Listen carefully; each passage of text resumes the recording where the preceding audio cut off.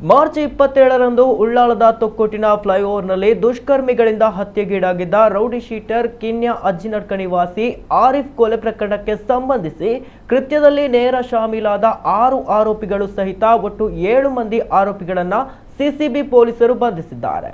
ಕೊಲೆ ಪ್ರಕರಣದ ಆರೋಪಿಗಳಾದ ರಿಫಾತ್, ಜುಟ್ಟು ಅಶ್ಫಾಕ್, ಖಲೀಲ್, ಶಾಕೀರ್, ಇರ್ಫಾನ್, ರಿಜ್ವಾನ್ ಹಾಗೂ ಕೊಲೆ ಕೃತ್ಯಕ್ಕೆ ಸಹಕರಿಸಿದ ಇರ್ಷಾದ್ ಎಂಬಾತನನ್ನ ಬಂಧಿಸಲಾಗಿದೆ ಎಂದು ನಗರ ಪೊಲೀಸ್ ಕಮಿಷನರ್ ತಿಳಿಸಿದ್ದಾರೆ.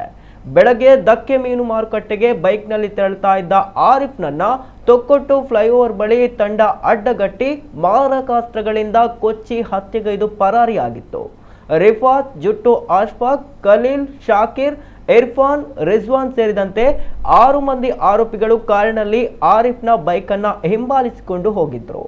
ತೊಕ್ಕೊಟ್ಟು ಫ್ಲೈಓವರ್ ಬಳಿ ನಿರ್ಜನ ಪ್ರದೇಶದಲ್ಲಿ ಆರಿಫ್ ಸಂಚರಿಸ್ತಾ ಇದ್ದ ಬೈಕಿಗೆ ಆರೋಪಿಗಳು ಹಿಂದಿನಿಂದ ಕಾರನ್ನ ಡಿಕ್ಕಿ ಹೊಡೆದ ಪರಿಣಾಮವಾಗಿ ಆರಿಫ್ ಕೆಳಗೆ ಬೀಳ್ತಾ ಇದ್ದಂತೆ ಆತನ ಮೇಲೆ ಮಾರಕಾಸ್ತ್ರಗಳಿಂದ ಭೀಕರವಾಗಿ ಕೊಲೆ ಮಾಡಿ ಪರಾರಿಯಾಗಿದ್ರು.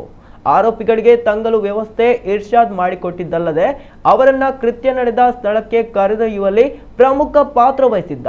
ಪೂರ್ವ ದ್ವೇಷವೇ ಕೊಲೆಗೆ ಕಾರಣ ಎಂದು ಗೊತ್ತಾಗಿದೆ.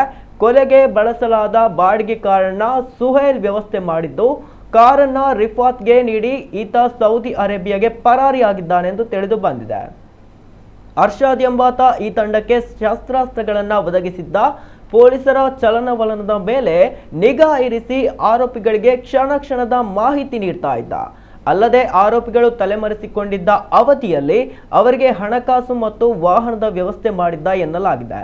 ತಾಂತ್ರಿಕವಾಗಿ ಪೊಲೀಸರಿಗೆ ಕಣ್ಣು ತಪ್ಪಿಸಲು ಅಶ್ವೀರ್ ಎಂಬಾತ ನೆರವಾಗಿದ್ದ. ಈತ ದುಬೈನಿಂದ OTP ಪಡೆದು ಆರೋಪಿಗಳಿಗೆ ಅಂತಾರಾಷ್ಟ್ರೀಯ ವಾಟ್ಸ್ಆಪ್ ಸಂಖ್ಯೆಗಳನ್ನು ಸಕ್ರಿಯಗೊಳಿಸಿಕೊಟ್ಟಿದ್ದ.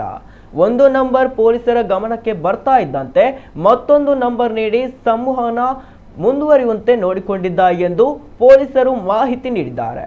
ವಿದೇಶದಲ್ಲಿರುವ ಮುಸ್ತಾಫಾ ಮತ್ತು ಅಶ್ವೀರ್ನನ್ನ ತಲೆಮರೆಸಿಕೊಳ್ಳಲು ವಸತಿ ಮತ್ತು ಪ್ರಯಾಣದ ವೆಚ್ಚಕ್ಕೆ ಬೇಕಾದ ಹಣಕಾಸಿನ ನೆರವು ನೀಡ್ತಾ ಇದ್ರು ಎಂಬುದು ತನಿಖೆಯಿಂದ ದೃಢಪಟ್ಟಿದೆ.